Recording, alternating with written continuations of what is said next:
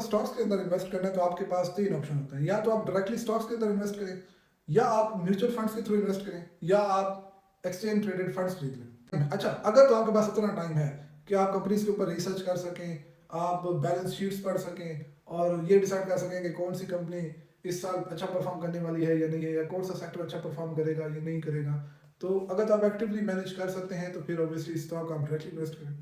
अगर आप actively manage नहीं कर सकते तो फिर आपके पास 2 ऑप्शन होते हैं। या तो आप म्यूचुअल फंड्स के थ्रू इन्वेस्ट करना, या आप एक्सचेंज ट्रेडेड फंड्स जो कि लिस्टेड होते हैं पीएसएक्स के ऊपर, आप उसमें इन्वेस्ट करना।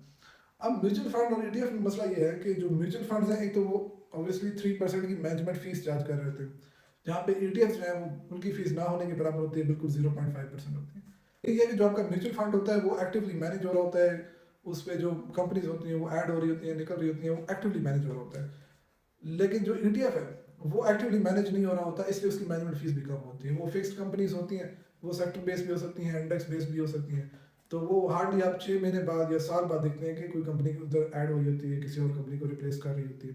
अब जो ईटीएफ है, एक तो उसका ये फायदा है कि उसकी मैनेजमेंट फीस बहुत कम होती है। फिर जो जो कंपनीज लिस्टेड है वो आपको पता होता है कि अगर आपने पैसे इन्वेस्ट किए तो आपको पता होता है कि मेरी इन कंपनीज के अंदर इन्वेस्ट होने वाला है।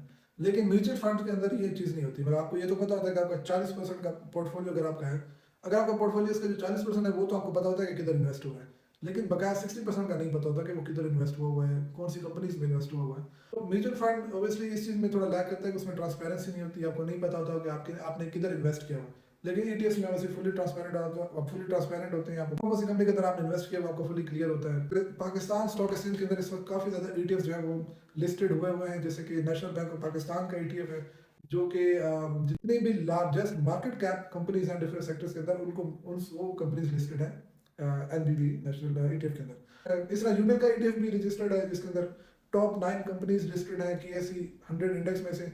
लेकिन उसमें ऑयल एंड गैस की कोई कंपनी नहीं है। मोस्टली जो कंपनीज हैं वो फर्टिलाइजर और कमर्शियल बैंक्स हैं।